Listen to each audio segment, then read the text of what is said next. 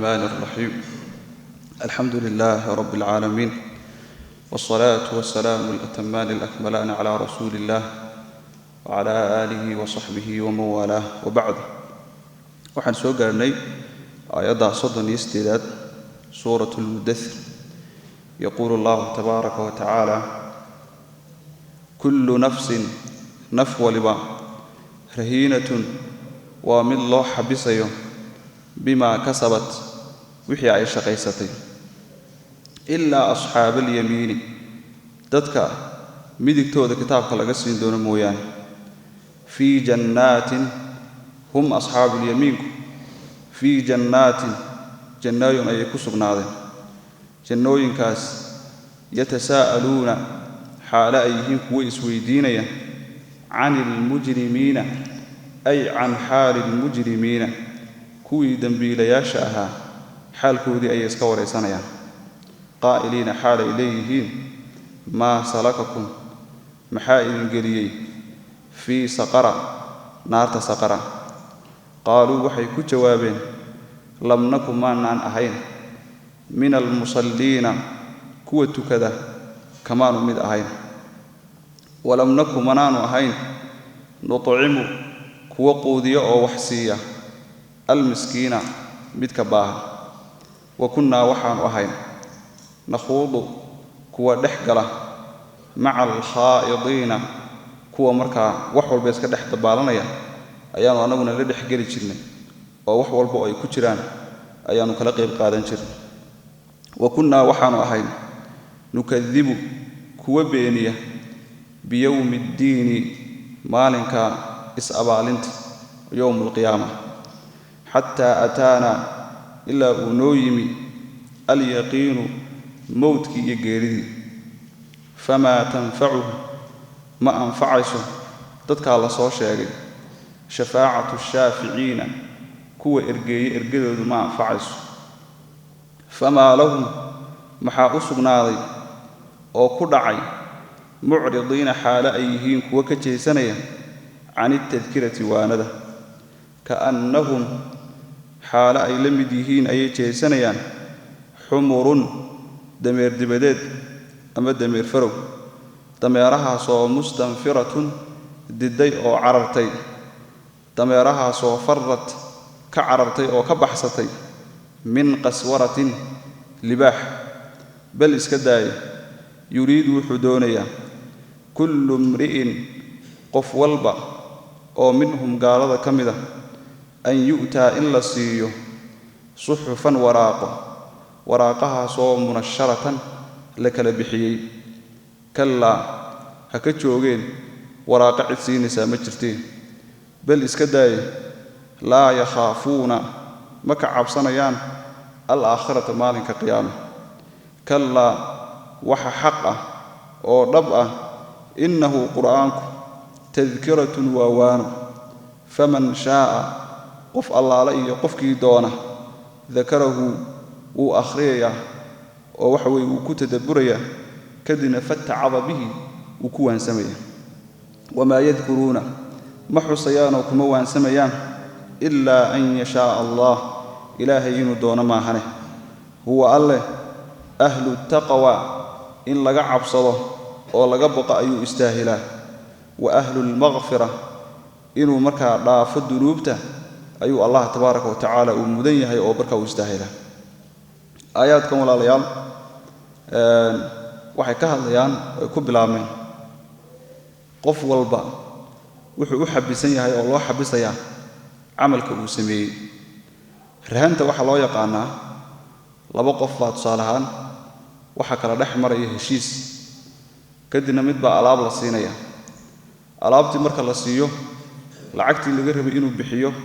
waxa laga yaabaa inaanu markaa haynin markaas wuxuu leeyahay si aan aad igu kalsoonaato waxaan ku siinayaa alaab noocayo noocaas oo agtaada oo lees marka rahan baa loo yaqaan marka lacagtii uu keeno oo uu soo gudo ayaa marka alaabtiisi marka la celinaya Allah tabaaraka wa taala marka sidaas oo kale wuxuu leeyahay naf waliba waxay u rahan tahay oo loo xabisaya wixii ay shaqaysatay بمعنى إلهي تبارك وتعالى الضوما هل كان وحو كان إن مركا يعمل فلان wamaa khalaqtu aljinna waalinsa ila liyacbuduun markaa qofkii intuu adduunka joogay wax camala iyo wax iimaana iyo camal saalixa aan la iman wuxuu u xabisnaanayaa maxay camalkii markaa aanu la iman markaa isaga naar baa lagu xabisayaa addoomihii kalena waa la sii deynayaa oo jannada ayaa markaa la gelinaya allah wuxuu yidhi markaa ilaa asxaaba alyamiin dadka asxaabulyamiinka ah waa dadkii mu'miniinta ah marka mar hore waxaan soo sheegnay dadku saddex bay u qaybsamaan suuratul waaqicana waynu ugu tegi doonaa asxaabu shimaal waa dadkii gaalada ah sidoo kale dadka mu'miniintaana labay u qaybsamayaan asxaabulyamiin iyo assaabiquuna almuqarabuun asxaabulyamiin waa dadkii xaaraanta iska ilaaliyey waajibaadkana la yimi kitaabkoodana markaa midigtaa markaa laga siinaya qolada labaad ee mu'miniinta ka mid ah waxa loo yaqaan assaabiquuna almuqarabuun iyaguna waa dad mu'miniina laakiin kuwan waxay kaga fiican yihiin acmaal badan bay sameeyeen markii waajibkii lagu lahaa ay guteen ayay sunnooyin badan ay ku dareen markaas marka iyagana muqarabiin baa loo yaqaanaa suuratu insaan iyo suuratu mutafifiinba in xataa dadka kale ee mu'miniinta ay ka nimco badan yihiin maalinka qiyaama ayuu ilaahay tabaaraka wa tacaala uu tilmaamay marka hadda asxaabulyamiinkan mu'miniintii oo dhan baa markaa soo gudagelaya iyaga markaa waa laga soo reebayaayo iyaga lama xabisayo oo jannada markaa loo sii deynaya fii jannaatin yatasaa'aluuna dadka markaa ahlu jannaha ah ayaa markaa iyaga dhexdooda markaa iswaraysanaya waxay isweydiinayaan iska waraysanayaan dadkii ahlu naarka ah kadibna sidii ay isku waraysanayeen ayaa waxay arkayaan dadkii naarta ku jiray oo way isu muuqanayaan markaasay waxay ku leeyihiin maa salakakum fii saqar naarta saqar ee ay ku jirtaan maxaa idin geliyey markaasaa dadkii ahlu naarka ah waxay ku jawaabeen jawaabtan soo socota oo 4 arrimood ka kooban 4taa shay ee ilaahay tabaaraka wa tacaala halkan uu ku sheegay ayaanu naarta ku gallabay ilaahay waa midda koobaad lam nakum min almusalliina kuwa tukada kamaanu mid ahayn oo salaada markaa waanu ka tegi jirnay ayay markaa yidhaahdeen halkaa markaa culimmada muslimiintu waxay ka qaateen qofka oo salaada ka tago taariku salaadka ah in markaa uu kaafir yahay nusuusta oo xadiidka nabiga ugu badan calayhi salaatu wasalaamna sidaasay markaa tilmaamaysa alcahdu aladii baynana wa baynahum asalaah faman tarakahaa faqad kafar xadhigga annaga iyo noo dhexeeya kufaarta iyo gaalada waa salaada qofkii ka tagaa wuu gaaloobayaa nabigu calayhi salaatu wasalaam marka inkastoo laba loo kala qaado oo qofku haddii uu si kas ah oo camdiya uu uga tago markaa isagu waa gaal cadi weeye laakiin midka la isku haystaa waxa weeye waa qofka toosna aan u diidanayn salaaddii laakiin marar badan markaa ka tegaya oo markaa laga yaabo cajsi iyo waxa weeye kasal uuga tegayo midda labaad ay sheegeen waxa weeye lam nakun nutcimu lmiskiina midka miskiinka ah maanu quudin jirin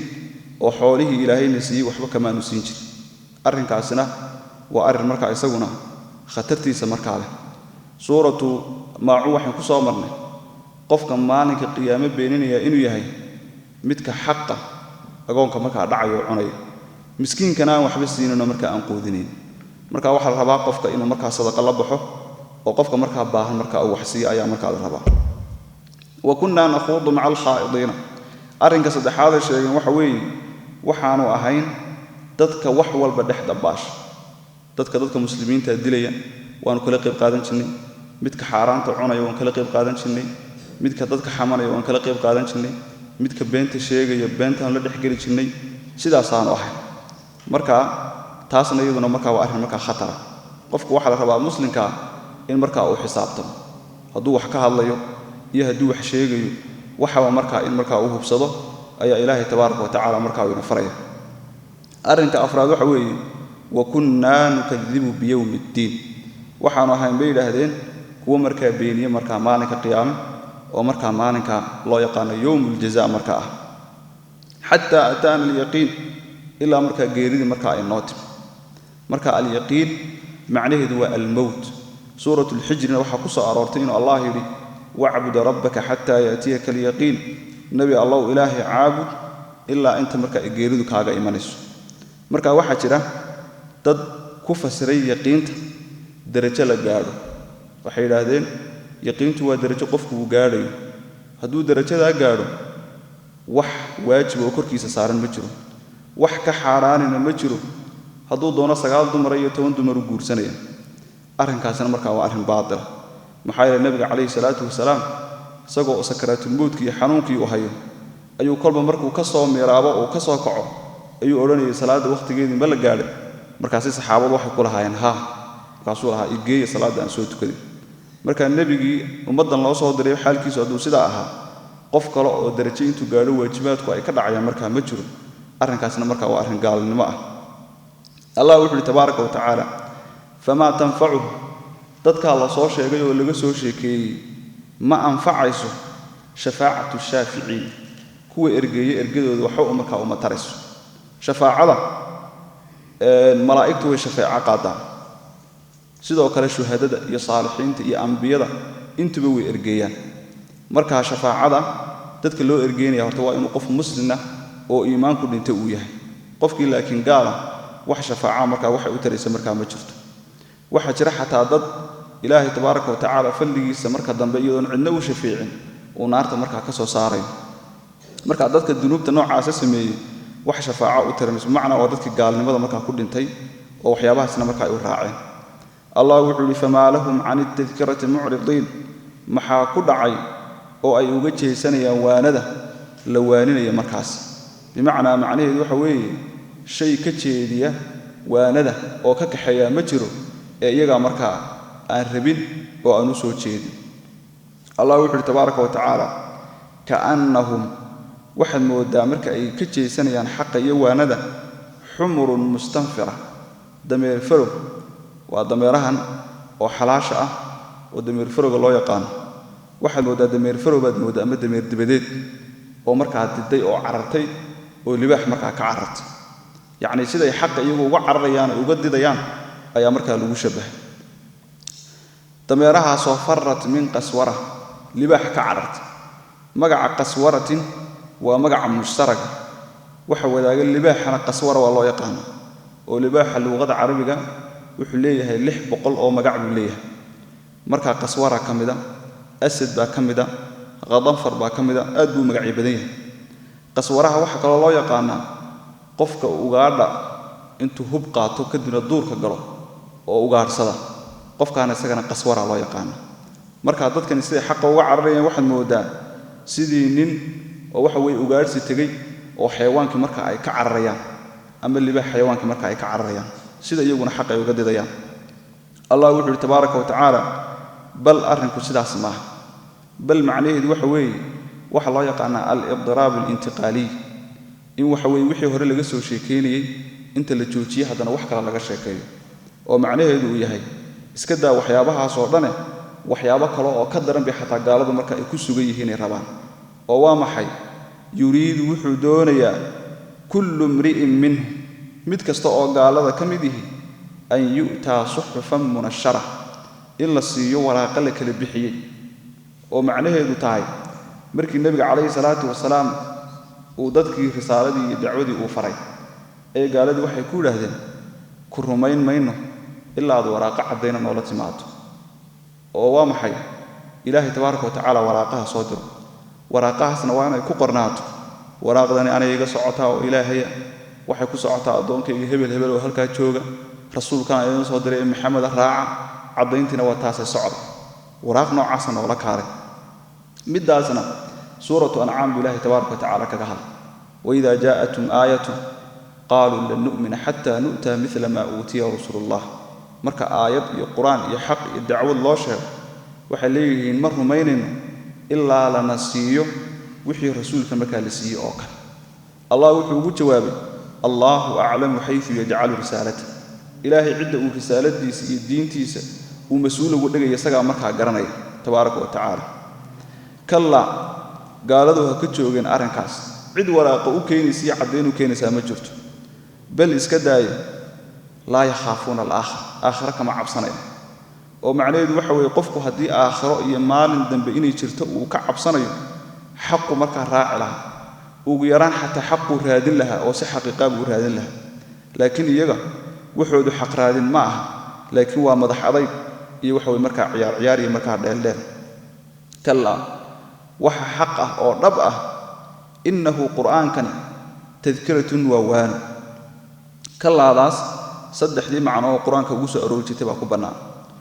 الله وحده تبارك وتعالى فمن شاء قف الله عليه قف كيدونا ذكره قرآن كو آخرين كدنا وكوان سامي مركز مركو آخرين وفي فرصة سجع مركز راعي وأنا حقيقة وصحابة بدن كود عمر بن الخطاب كم ده صوبت كوسو إسلام وحكم ده نينكي سيدقي ولا شيء قبل أيوم مال ما كم ده جوري ويم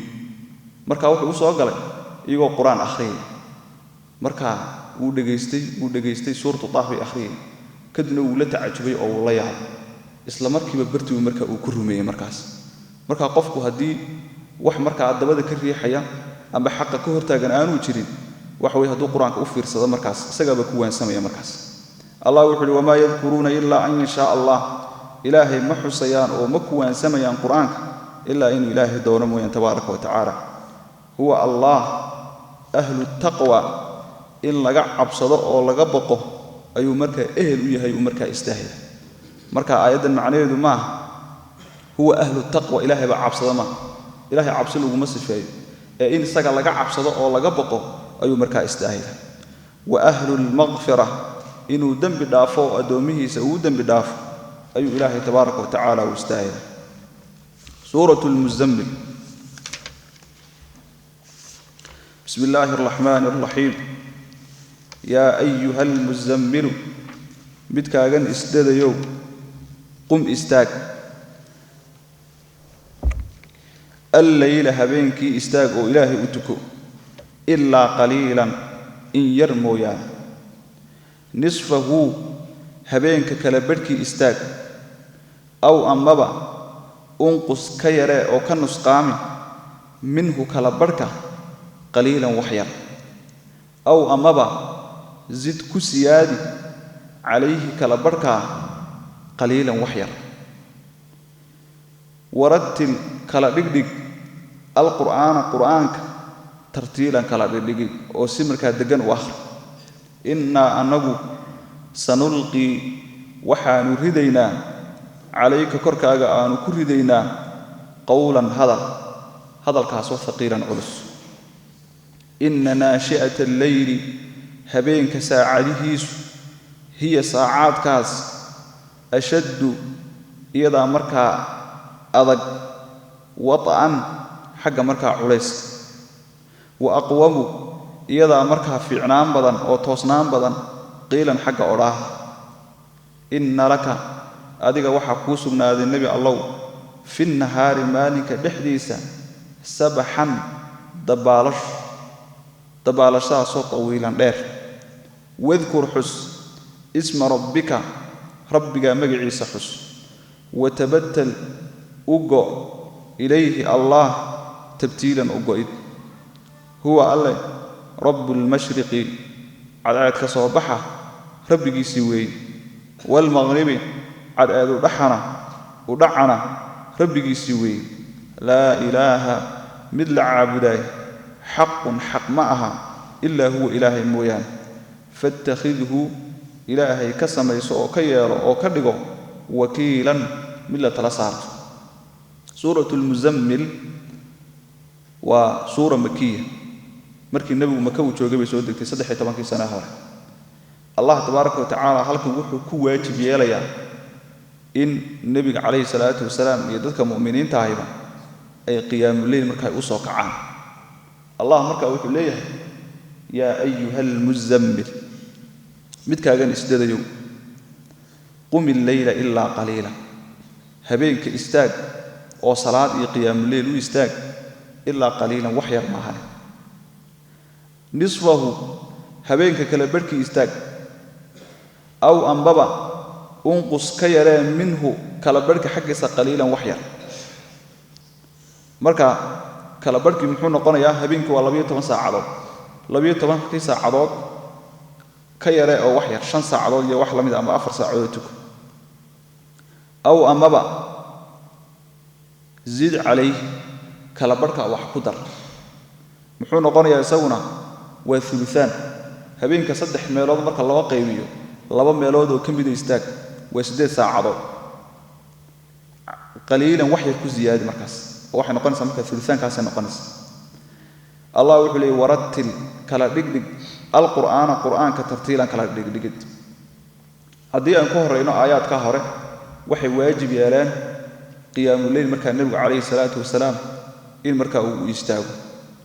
سيدا دراد واجب كاسي وسعودي إلا مركا هل سنة أو كاملة يا النبي عليه الصلاة والسلام مركا وتاج حديثك مركا صحيح مسلم عائشة وحي لا دهي فإن الله افترض قيام الليل في أول هذه السورة سورة بلا وجيدة أي إلهي وحكو واجب يالي الضوامها إلى النبي محمد عليه الصلاة والسلام إنها بينك مركا إسوك عام فقام رسول الله وأصحابه حولا حتى انتفخت أقدامه كد من النبي يا أصحاب تيس سنة ضن أي واجب كعمل فلي وهبينك أي سوك عين إلا مركا اللوه مركا أي بربرين وأمسك الله خاتمتها في السماء 12 شهرا آيات سورة آيات قدام بيسو إن ربك يعلم إلهي تبارك وتعالى وحو السماء كهي وآن سود جنين لبيت وانبلاء وهل سنة أو كامل مركا آيات داسي واجب في قيام الليل كماشا كسارتي أدومها كدلقات مركا وحي كدم بيسا لبيت وانبلاء لبيت وانبلاء بالنبي عليه الصلاة والسلام يصحاب ديسو ويتكني المركز كدنا فصار قيام الليل تطوعا من بعد فريضة مركا قيام الليل سيداس مركا السنة مركا أو كنا مركا الله مركا وحو ليه مركا واجب مركا ورا لا ساري النبي عليه الصلاة والسلام من 6 ساعة تاغنادو أما إلا 6 ساعة ugu badnaan taagnaado intaas marka la amray الله kadib wuxuu yiri warattil qur'aana tartiilan quraanka marka aad akhriyayso tartiibi oo kala dhigdhig oo markaasi marka aayar marka wax marka tartiilkaasna macnaha iyo xikmadda ku jirta waxa weeye quraanka waxa loo soo dejiyay in la fahmo fahamkiina waxa ka qayb qaadanaya in quraanka markaasi tartiiba oo aayar marka loo akhriyo markii Aisha iyo Anas ibn Malik ay tilmaamayeen nabiga qiraa'adiisa alayhi salaatu wasalaam wuxuu ahaa tartiilkaas markaas waati Aisha lahayd kaana yaqra'u suura fayurattiluha nabigu markuu suurada akhriyo si tartiib uu akhrin jiray hatta takuna atwala minha sidoo kale Anas wuxuu leeyahay nabigu markuu quraanka akhriyo uu jiijidi jiray bismillaahir rahmaanir rahiim saasoo kale sidoo kale xikmadda labaad ee ku jirta waxa weeye maalinka qiyaamo marka la tago gaar ahaan jannada qofkii ahlu quraanka ahaa ayaa ilaahay tabaaraka wa tacaala wuxuu ku leeyahay iqra waqra warattil kama kunta turattilu fi dunya quraanka waxa weeye akhri meeshaana kor meel jaranjara oo dheer ayaa marka la koriyaa maxaa yeelay jannooyinku marka way kala sarreeyaan oo kor bay kala xigaan halka naartuna marka ay kala hooseyso oo muddo marka mid ay ka hooseyso marka waxa la leeyahay marka jaranjarta korto quraanka aad akhriyaysa waliba quraanka waad kala dhigaysaa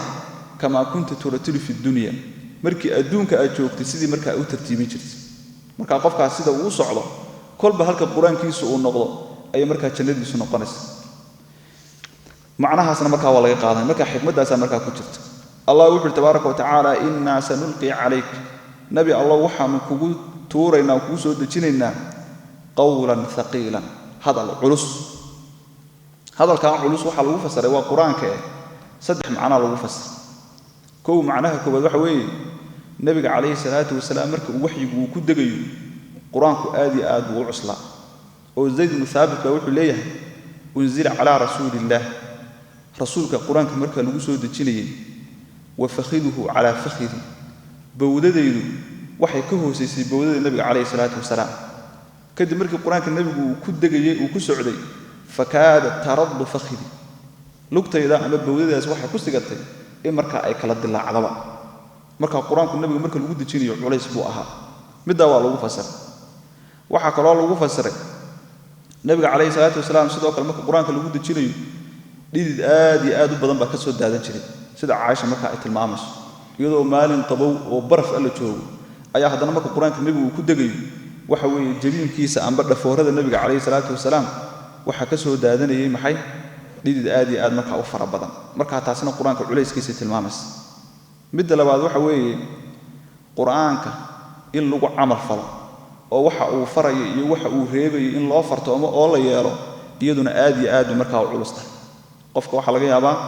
waxa ka taga hadii la yiraahdo inuu ka taga in marar badan marka ay ku adkaato habeen dhaweed baa waxa la sheegay nin oo shaqaysan jiray marka qaabku uu shaqaysan jiray ayaa su'aashu waxay ahayd ayaa la sheegay marka qaabku wax noqdo qaab xaaraan qaabku wax ku kasban jiray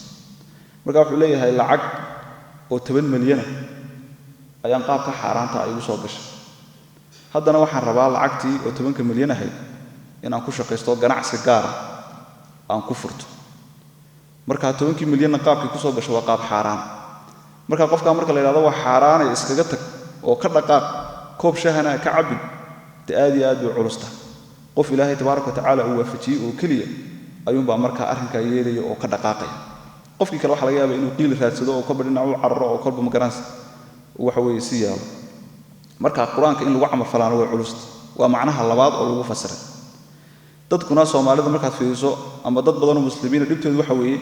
markuu shayga xaaraanta sameeyo oo uu sameeyo oo uu dhaxda baasho oo halka ugu dambeysay uu taagan yahay wuxuu leeyahay waxaan ma xaraam ba mise waa xalaal marka hore dhama weydiinay macnaha saddexaad oo lagu fasiray inna sanulqi alayka qawlan thaqilan waxa weeye quraanku labadaba wuu culus yahay quraanku lafdi ahaan iyo macna ahaan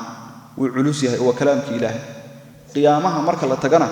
isagana marka wuu culus oo qofkii ku camal falay oo quraanka marka u fartoomay marka amalkiisi la miisaano amal aad u culus oo janno weyn uu ka helayo ayuu marka noqonaya الله وحده تبارك وتعالى إن ناشئة الليل هبين كساعدهيس هي ساعدهاس أشد وطئا يضع عليه صفدا ومحال قوضا قفكو إنه قيام الليل أسوقع آدي علسته وهبين كساق دحين تسوي استاغو إله تبارك وتعالى وعابد وقفكو هرددي ومعا سنين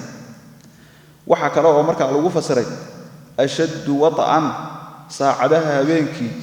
oo habeenka saacadiisa dambe iyada iswaafaqsanaan badan oo maxay iswaafaqaya qofku marka uu quraanka akhriyo carabka ka akhriyo iyo qalbigiisa ba iswaafaqaya maxaa yeelay waxa soo aroortay qiraa'o kale oo tilmaamaysa wiqaa laba qiraa'o aayadan ku jirta hiya ashaddu wata'an iyo hiya ashaddu wiqaa'an labada qiraa'o marka hiya ashaddu wata'an hadii wiqaa'an lagu macnaheedu waxa weeye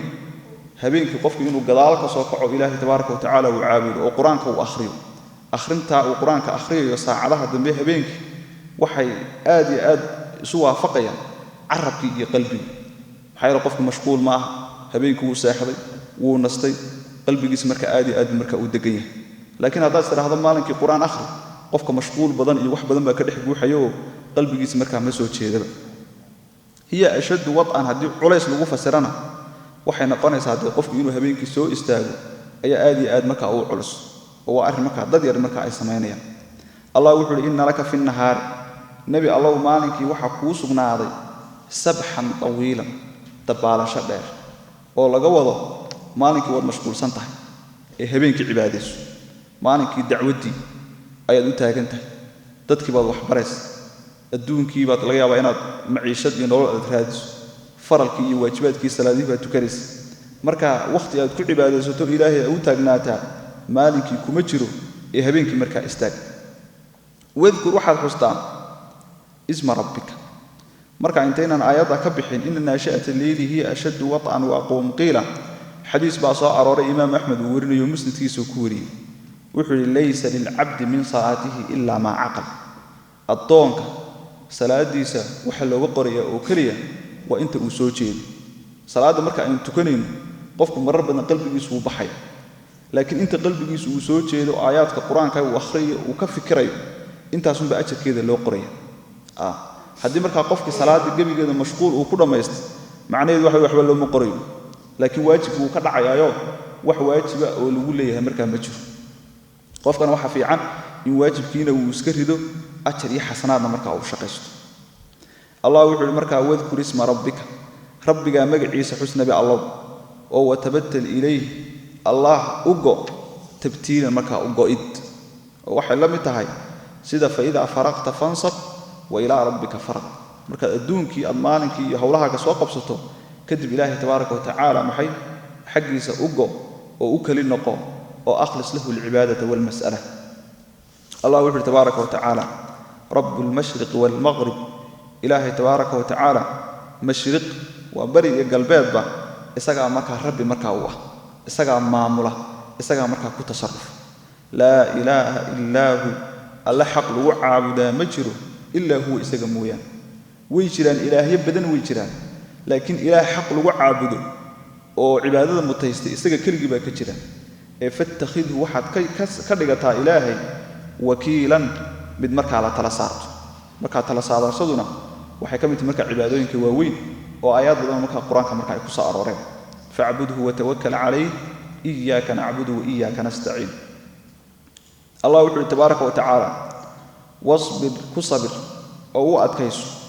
ala ma yaquluna waxa ay leeyihiin wahjurhum kahajir oo ka tag hajran ka tagis هجري سو جميلا قروح بدن أو وناكس وذرني والمكذبين أنيق يكوى إبانيين النوك لتك أو يسوكا يدا كوى إبانيين أو أولي النعمة راحيسك إيانا معيسك أو صاحبك ومهلهم كوى أكاد النبي الله قليلا إياه إن لدينا أنيق أكتا يدا وحا هذا أنكالا حركه إيا وجحيما نار وطعاما عنت أي أكتر إذا أهات عنت داسو ذا غصة مرقشة وصاحبة وهم قريقوا مركا دافين يو عذابا عذاب كاسو أليما مؤلما تلك مركا حنوتيا يوم مال أي وحيابها الله صور شيء أكتر إذا أي كسبنا ترجف أي دقاقي أو أي قلقلنيس الأرض أرلض وكانت الجبال بورهنا مركا أي أهادين مالين كاس كثيبا بعاد يعيد يعرّ مهيلا للشبي إنا أنه أرسلنا ونسودجين إليكم إذيك وحن يدين سودجين وحن يدين صادرنا إنا أنه أرسلنا وحن صادرنا إليكم إذيك يدين صادرنا رسول كاسو شاهدا عليكم إذيك مركا إذيكم مرخاتي كعي إرسالا صادرد أيان صادرنا كما أرسلنا كإرسالنا سيدي آنو صادرنا إلى فرعون آنو صادرنا رسول كدنا فعصا فرعون باوحو ديدي الرسول الله صادره فأخذناه فرعون مركا وانو قوانا أخذا قبشا سو بيلا أدك فكيف سيدي أيا تتقون إسكاق إلى لنيسان يوما مالي إن كفرتم هدي إلهي أكو قالوا ده ونمعدسي أديدان مالين كاسو يجعل كدغيا الولدان عرورتا يرير شيبا كو مركا عروبي او عره مركا اي كسو بخ السماء سمدي منفطر ومد الدلاعيا به بسبب هذا اليوم مالين كان سببتيسا يدبتيسا اي حتى سمدي لا دلاعيس كان وعده إلهي بلنقادكيس وحو أهاضي مفعولا من الله صبيني الله هلكم وحو أمر يا نبي عليه الصلاة والسلام إن مركا وصبره ودبته يعيد لو جيسنا ينا ومركا وكصبر مركا الله وحو لي وهجرهم مركا تكسبر تكذب اسكاغتك هجرا جميلا كتجس مركا قروح بدا مركا دباتو لو جيس كتجس وناكسان اسكاغتك marka maxaa lagu fasirayaa hadii dib lagu geysto inaad qofkii si wanaagsan ugu tagto macnaheedu waxa weeye huwa alladhi la itaaba ma'a wa midka aanad waxa weeye calaaca iyo canaan iyo sidan baa la yiri aniguna sidan baan ugu jawaabay waa mid ay taasi ka maran tahay adoo aamusan waa marka askaga dhaqaaqdo markaas taas waxa loo yaqaanaa al-hajr al-jamil Allah wuxuu inta kadib wadarni wal mukaththibina aniga iyo kuwa ibeeninaya isu kaayada kuwaas oo ulin nacmati nimcada waa nimcaysiga iyo raaxaysiga u saaxiibka ah marka dadka wax beeniya laba ay u qaybsamayaan kuwana waa kuwa waxaysto oo barwaaqaysan kuwana waa kuwa fuqara waxba haysan labaduba ilaahay way beeninayaan tabaaraka wa taala marka maxaa kuwii nimcada iyo barwaaqada ku sugnaa kaliya ilaahay uu xusay macnaheedu waxa weeye kuwan waxaystaa waxa weeye way ka dhibaato badan maxaa yeelay maalkooda iyo nimcada ilaahay siiyay ayaa waxa weeye waxay keensanaysaa inay xataa dad badan oo kale ay duufsadaan marka ay ka haystaan marka sidaas iyaga si gaar ah marka loogu xus Allah wuxuu marka wamahilhum qalila wax yar u kaadi waa sida aayada ku soo aroortay suuratul luqman wamahilhum qalil macnaheedu waxa weeye adduunkii baa iska yar numati'uhum qalila in yar baan u raaxaynayna 40 sano 50 sano 60 buu soo noolaanay kadibna thumma nadarhum ila adabin ghalid waxaan u dhibaato gelinaynaa oo qofkaas uu galaya cadaab marka aad iyo aad marka u daran Allah wuxuu tabaaraka wa ta'ala inna arsalna ilaykum rasula waxaan idin soo dirnay marka rasuul sidii dadkii idinka horeeyay oo fircoon iyo qoomkiisii ahaaba rasuul marka loogu soo diray rasuulsuna sideen ognahay way ku marxaati kacayaan marka ummadooda marka maalinka qiyaam marka Allah tabaaraka wa ta'ala wuxuu leeyahay fa'asa fir'aun ar-rasul fir'aun rasuulkii loo soo diray wuu caasiyay fa akhadnaahu akhdan wabila marka macnaheedu wuxuu noqonayaa sida mufassiriintu ay tilmaamayaan haddii idinkuna aan nabiga diidaan calayhi salaatu wasalaam sida kuwa loo cadaabay si ka daran baa leedin cadaabaya maxaa yeelay nabiga idinku aad diideen wuu ka fadli badan yahay nabigii marka fir'aun iyo tulkiisa marka ay beeniyeen oo nabi Muuse ahaa marka calayhi salaatu wasalaam Allah wuxuu tabaaraka wa ta'ala fakayfa tattaquuna in kafartum yawma sidee ayaad iskaga ilaalinaysaan maalin dadka yar oo caruurta ka dhigaya marka kuwa cirrood waa hadii ilaahay tabaaraka wa ta'ala ay ku gaalowdaan marka cirradaas waa mid xaqiiqo ah oo waxa weeye maalinkaas dhibtiisa iyo cadaabkiisa iyo fikirka qofka marka ku dhacaya iyo warwarka ku dhacaya ayaa wuxuu keenayaa marka qofkii marka inuu cirroodo sidoo kale quraanka waxa ku soo aroortay gabadhii uurka lahayd inay xataa marka uurkii uu ka soo dhacay dhibaatada marka maalinka taagan hadii la yiraahdo dadka qaar ba waxay yiraahdeen uurku xaquu ka imanaya cirradu sidee u imanaysa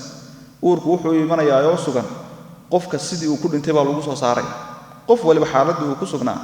al-abdu yub'athu ala ma mata alayhi qofkii marka isagoo xumaan ku jira dhintayna isagoo xumaantu ku jira la soo saaray qofkii isagoo uur lahaa dhintayna iyadoo uur la gabadhii la soo saaray marka maalinkaasi waxa soo dhanba meesha ayuu marka ka saaray waa maalin marka argagax ka badan marka maalinka argagax badan oo warwarka badan ayaa dadkii wuxuu ka yeelaya marka inay cirroobaan marka sidaa daraaddeed waxa la yiraahdaa xataa adduunka marka la joogo qofka hadii warwarka iyo walbahaarka iyo fikirku uu ku bato waxa weey isagoo yar oo waqtigii cirrada aan gaarin ba waxa weey cirrada marka ka soo baxay maxaa yeelay maalinkaas waa maalinka ilaahay tabaaraka wa ta'ala nabi aadan uu ka oranayo qum fab'ath min dhurriyyatika ba'than ila an-nar ortag nabi aadamow oo adoomahaaga waa khalqigii oo dhan ka soo saar kuwii marka naarta gali lahaa markaas nabi aadam wuxuu leeyahay min kam ya rab intee ayaan soo saara oo naarta galay markaas Allah tabaaraka wa ta'ala wuxuu ku leeyahay kunkii qofba hal qof baa ka badbaaday oo jannada galay 999 kale ee soo hadhayna naarta ay markaa galayaan marka saxaabadu markii ay weydiiyeen oo nabiga ay aad iyo aad u warwareena nabigu wuxuu ku yiri inna bani aadama kaseer bani aadamku aad iyo aad u farbadii maxaa yeelay inna yaajuuj wa maajuuj min waladi aadam dadka yaajuuj wa maajuuj loo yaqaan oo aakhiru saacaha soo bixi doona oo dhulka hoostiisa ku nool oo ilaa haddadan ay joogno marka dhulka ku hoostira ee faraha badan ummadda nabi aadam bi kamid yahay salaatu wasalaam gaaladii oo hadda waqtigan la joogo dadka muslimiinta ka far badan oo intaas oo milyaar iyaguna marka way kamid yihiin marka hadda waxay noqonaysaa marka waxa soo gaala iyo waxa soo yaajuuj wa maajuuj ayaa waxa laga yaabaa qof muslimin jannadii uu gali intii kalena xagaas marka maraya marka waa maalinka marka noocaas Allah tabaaraka wa ta'ala marka wuxuu leeyahay as-samaa'u munfatirun bi maalinka xataa dhibtiisii warwarkiisa waxa kamid ah samadiiba xataa dilaacaysa Allah wuxuu yiri kaana wa'duhu ilaahay yabowhiisa iyo balaqaadkiisuna waa mid marka fulaya oo marka imanaya marka waqtigiisa marka la gaaro Allah wuxuu yiri tabaaraka wa ta'ala inna hadhihi suuradan iyo aayaadkan tadhkiratun wa waano faman shaaa qofkii doona ittakhada wuxuu samaysan ilaa rabbihi rabbigii xaggiisa wuxuu ka samaysan sabiilan waddo oo macnaheedu waxa weeye wuxuu diyaarsan meeshii uu degi lahaayo jannadii inna rabbaka rabbigaa nabi allow yaclamu wuxuu og yahay annaka adigu taquumu inaad kacayso oo istaagaysa habeenkii adnaa min thuluthay alleyli habeenka 3 marka loo qaybiyo 2 meelood oo ka mid ah wax ka yar inaad istaagayso marka 2 meelood waa 8 saacadood wax ka yar maxay noqonaysaa 7 saacadood ilaa 7 saac iyo badh uu nabigu taagnaanaya wa nisfahu habeenka kale badhkii inaad taagnaanaysana ilaahay wuu ogyahay tabaaraka wa tacaala wa thuluthahu habeenka 3 marka loo dhigo meel ka mid ah inaad taagan tahayna ilaahay wuu ogyahay wa taa'ifatun kooxna ilaahay wuu ogyahay inay taagan yihiin habeenkii kooxdaasoo min aladiina kuwii ka mid ah macaka adiga la jirkaaga ahaaday wallaahu alleh yuqadiru alleyla habeenka isagaa jaangooya iyo wannahaara maalinka inta ay noqonayaan iyo qaabka ay noqonayaan ilaahay baa qadara calima alle wuxuu ogaaday an lan tuxsuuhu waajibkii laydin saaray inaydan koobaynin oo aydan awoodaynin kadibna fataaba calaykum ilaahay wuu idinku soo laabtay ee faqra'uu akhriya maa tayassara waxa fududaada oo min alqur'aani qur'aan ah calima alla wuxuu ogaaday anhu sha'niye sayakuunu inuu ahaan doono minkum idinka uu idinka mid noqon doono mardaa kuwa xanuunsan wa aakharuuna kuwa kalena ay idinka mid noqon doonaan kuwaa kale oo yadribuuna ku safraya fil ardi arlada dhexdeeda yabtaguuna xaale ay raadinayaan min fadli illaahi ilaahay fadligiisa iyo dheeraadkiisa waa dadkii ganacsatada ah oo faa'iida doonka ah wa aakharuuna kuwa kalena inay idinka mid yihiin kuwaasoo yuqaatiluuna u dagaalamaya fii sabiili illaahi ilaahay jidkiisa ee faqra'uu akhriya maa tayassara wixii fududaada oo minhu qur-aanka markaa ka mid ah ama minhu qur-aanka xaalo uu ka mid yahay wa aqiimu salaata salaada ooga oo ilaaliya oo wanaajiya wa aatu zakaata zakada iyo waxa idinku waajibina bixiya wa aqridu allaha ilaahay amaahiya oo daymiya qardan xasanan amaahin wanaagsan wamaa tuqadimuu wixii aad hormarsataan lianfusikum nafihiina aad u hormarsataan oo min khayrin khayr ah tajiduuhu waxaad ku ogaanaysaan cinda allaahi ilaahay agtiisa huwa khayran inuu ka fiican yahay mimaa abqaytumuuh waxa aad agtiina ku baaqi yeesheen oo haysataan oo wa acdama welibana uu ka weyn yahay ajaran xagga markaa ajarka wastakfiru llah ilaahay dembi dhaaf weydiista maxaa yeelay ina allaha alle ghafuurun raxiim waa mid dembi dhaaf badan oo naxariis badan aayaddan allah wuxuu yidhi inna haadihi tadkara aayaadkaa laga soo sheekeeyey iyo mawcidadaas iyo suuraddani waa waano qofkii markaa doona wuxuu ka dhigan markaa maxay wuxuu samaysan ilaahay xaggiisa wuxuu ka samaysan iyo agtiisa waddo iyo jid macnaa camal wanaagsan iyo iimaan iyo taacu la iman kadibna boos buu samaysanaya markaas waa qofkii doona halkaa markaa waxaan ku arkaynaa weli mashiicadii iyo doonistii xalay aan soo sharaxnay in qofku markaa ikhtiyaar markaa uu leeyahay hadduu wanaag doono qofku wanaag buu aadi hadduu xumaan doonana xumaan buu aadi ee cid qasbaysaa ma jirto allah wuxuu yidhi intaa kadib inna rabbaka yaclamu annaka taquum allah wuxuu og yahay inaad habeenkii istaagayso 3 meelood marka loo qaybiyo 2 ka mida wax ka yar waa 8 saacadood wax ka yar 7 saac iyo badh ilaa 7 saacadood inaad habeenkii taagnaanayso ilaahay wuu ogyahay tabaaraka wa tacaala wa nisfahu habeenka kale badhkii oo 6 saacadooda inaad taagnaanayso oo ilaahay aad xusaysana ilaahay wuu ogyahay oo kula socdaa wa thuluthahu habeenka 3 marka loo qaybiyo meel ka mida waa 4 saacadoode inaad ilaahay xusaysana ilaahay wuu ogyahay tabaaraka wa tacaala wa taa'ifatun min aladiina macak koox oo kuwii iimaanka laga helay ka mid yihiina inay kula taagan yihiin inay kula cibaadaysanayaan ilaahay wuu ogyahay marka aayadan saynu sheegnay waajibkii ilaahay tabaaraka wa tacaala nebiga uu ku waajibiyey habeenkii inuu soo kaco saqda dhexe habeen barhka iyo wixii ka dambeeya ayay aayadani meesha ka saaraysa oo qiyaamuleylkii baa waxay ka dhigaysaa inuu markaas sunno yahay oo qofkii doonaana uu tukanayo qofkii doonaana markaa uu iska daynayo marka allah wuxuu leeyahay waa markaas si xadiiska aan soo sheegnay waa 12 bilood ee nebiga ay waajibka ku ahayd qiyaamuleylku ee laga yaabo mar inuu istaagay 4 saac mar 6 saac mar 8 saac mu'miniintuna markaa way la taagnaayeen way la tukanayeen ila dadka mu'miniinta oo dhan baa lagu faraliyaa sida markaa uu tilmaamay xadiiska markaa saxiixa markaas allah wuxuu inta kadib wallahu alle yuqaddiru al-layla wan-nahar habeenka iyo maalinka isaga qadaro oo jaangooy macnaheedu waa maxay taaratan ya'tadilan wa taaratan ya'khudhu hadha min hadha wa hadha min hadha habeenka iyo maalinku mar way isleekaada oo 12 saacadood iyo 12 saacadood bay noqdaan marna habeenka bata marna maalinka bata wadawanaga arkayna oo salaadaha marna la hor dhigayo marna gadaal la soo celinayo markaas marka ilaahay baa saa ugu talagalay tabaaraka wa tacaala alima allan tuhsuu alla wuxuu ogaa mar hore intaanu idin abuurin oo samaawaadka aanu abuurin sideedaba ilaahay cilmigiisa tabaaraka wa tacaala iyo tilmaamihiisa meelay ka soo bilowdaan ma jiro meelay ku dhamaadaanna ma jiro marka alla mar hore oo aan dhaweyn ayaa wuxuu sii ogaa allan tuhsuuhu waajibka la idin saaray oo ahaa qiyaamuleylka in la idin ku faral yeelo ilaahay mar hore wuxuu sii ogaa inaydan awoodeen laakiin haddana wuu idinku waajib yeelay markii la idinku waajib yeelayna xikmadu ilaahay tabaaraka wa tacaala kala marka xikmadii way la helayo de nabigi iyo asxaabtii ilaahay way maqleen amarkiina markaa way qaateen markay qaateen kadib ayaa allah fataaba calaykum ilaahay wuu ku soo laabtay oo waajibkii uu saaray ayuu haddana uu ka qaaday markaa mar labaad allah wuxuu markaa faqra'u akhriya ma tayassara wixii fududaada oo min alqur'aan quraanka ah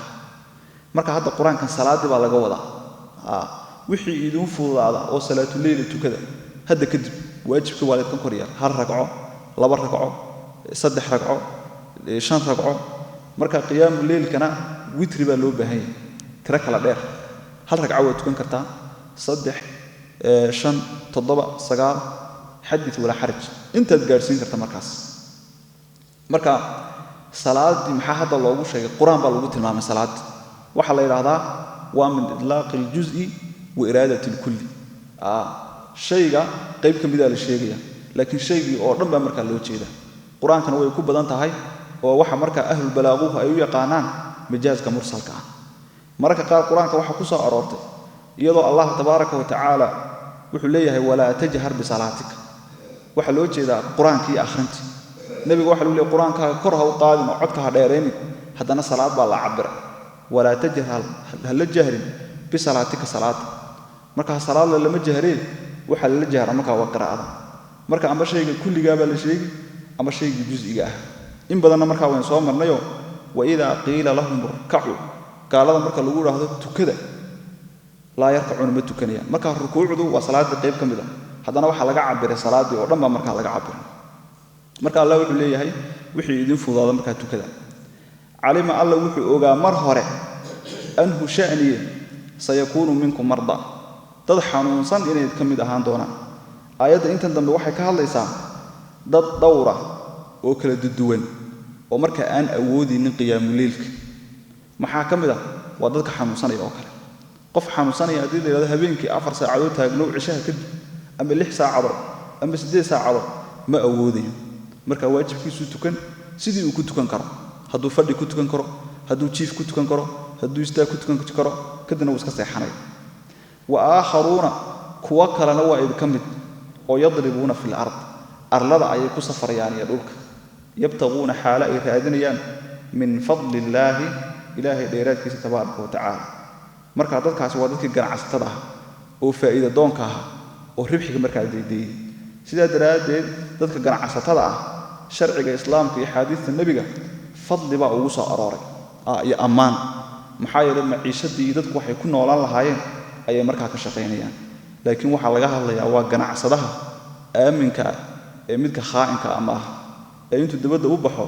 dadkiisa u keenaya dawada dhacday iyo bariiska dhacay midkaas isagu waxa weeye waa dambiile weey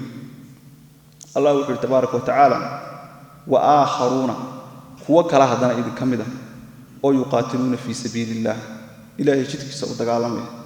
marka qof maalinkii oo dhan ilaahay kelmadiisa iyo diintiisa say u kor noqoto u dagaalamay habeenkii isaguna marka ma taagnaan karo oo salaad maxay ma awoodi karo marka Allah wuxuu yiri faqra'u akhriya ma tayassara min wixii idin fudaada oo quraan macna salaad wixii awoodaan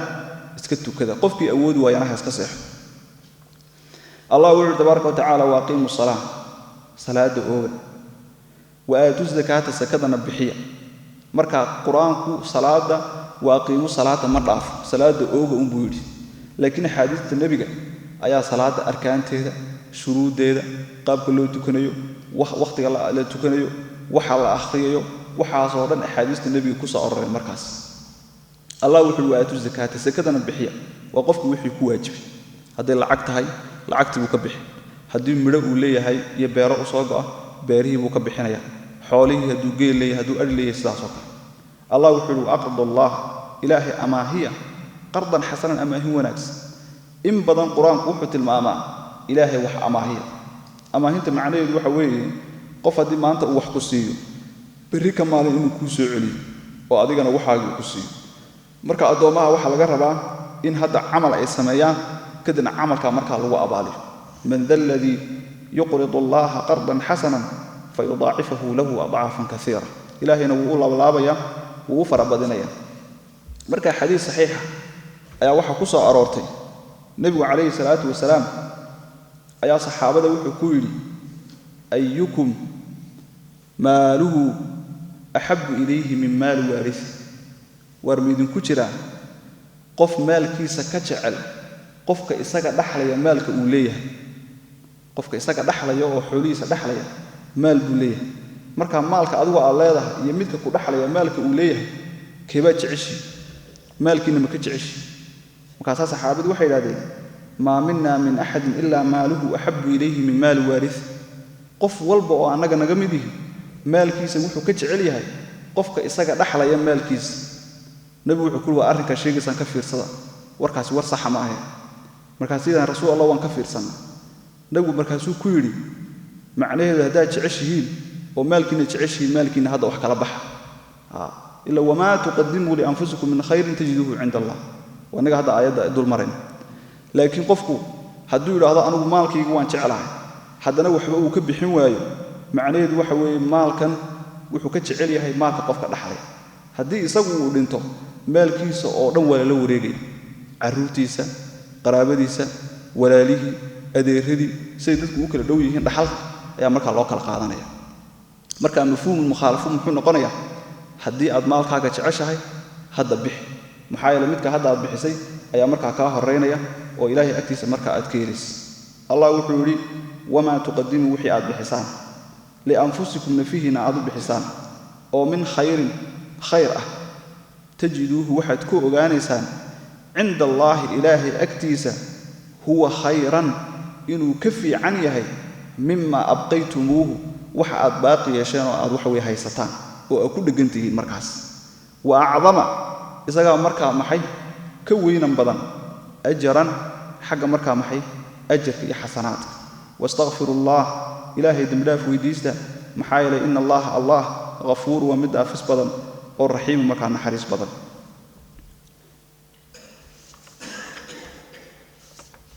suuratul jinni waa suura makkiya waxa ay soo degtay markii nabiga kaleey salaatu wasalaam magaalada Makka marka uu joogay waxa dhacday oo suuradan ay lahayd sabab ay ku soo degtay sababta ay ku soo degtayna nabiga ayaa wuxuu tagay suuqii loo yaqaan suuqa Akaada suuqaas wuxuu ahaa suuq weyn oo ay carabta oo dhan isugu yimaadaan sanadkiiba hal mar iyagoo gabayga iyo faanka iyo ganacsiga marka isku wadaarsanay ay sanadkiiba hal mar aad jiray marka waxa la sheegaa magaalada Taif ku yaala suuqaas waagi oo soo bilaabay oo la soo bilaabay mu'arrikhiintu waxay ku tilmaamaan markii taariikhda miilaadigu ay mareysay 501 macnaheedu xataa nabi ciise muu dhalan bay noqonaysaa markaas haddii sidaa loo xisaabiyo waa sida ay sheegayaan wallaahu aclam markaa nebigu markuu suuqaa tegey wuxuu u tegey dadka inuu dacwadda gaadhsiiyo oo xaqa iyo diinta markaa uu sheego markaasaa markaa nebigu markuu suuqii uu tegey oo dadkii diintii gaadhsiiyey ee uu ku soo noqday ayaa meel loo yaqaano markaa nakhla loo yaqaano ayuu nebigu markaa uu ku tukaday isagii markaa saxaabadii markaa la socotay markaa markii nebigu bartii ku tukanayay ayaa shayaadiin ayaa markaa timi si markaa ay u dhegaystaan shayaadiintuna sababtay u dhegaysanayeen waxay ahayd nebiga calayhi salaatu wasalaam intii aan la soo dirin malaa'igtu waxay aadi jireen samada markay samada aadaan waxay soo dhegaysanayaan awaamirta markaa malaa'igta markaa la siinayo oo anagii ku soo marnay suuratul qadri sanadkiiba hal mar ayaa ilaahay tabaaraka wa tacaala wuxuu qadaraa oo malaa'igta loo qaybiya sanadkaa waxaa dhacayo oo dhan waa habeenka laylatul qadri markaa malaa'igta oo shaqadii iyo nolol maalmeedkay qaban lahaayeen loo qaybinayo ayay markaa isku dayaan markaa inay soo dhegaystaan waxa way suurfuulayaan kadibna waxa weeye malaa'igta markaa dhegaysanayaan oo samadii aadayaan markaa nebiga markii la soo diray ilaahay tabaaraka wa tacaala wuu ka joojiyey waa laga mamnuucay oo samadiina markaa waa laga xidhay haddii ay isku dayaan inay samada aadaan nujuumta iyo xidigaha ilaahay tabaaraka wa tacaala uu ku soo deynaya markaas oo suuratul mulki bay markaa ugu tegi doonaa markii samadii laga xidhay ayaa ninkii ibliis ahaa wuxuu isugu yeedhay markaa shayaadiintii oo dhan buu isugu yeedhay wuxuu ku yidhi samadii lama aadi karo wax wara oo aynu ka keenno oo dadkan kuhaanta ah oo wax faalfaaliya loo keeno oo been badanna lagu soo daro lama hayo markaa sababta samadii loo xidhay ayaynu ogaanaynaa hebel iyo intaas xagga ha aadaan kuwaasna xagga ha aadaan kuwaasna xagga ha aadaan markaa shayaadiintii oo markaa wareegaysa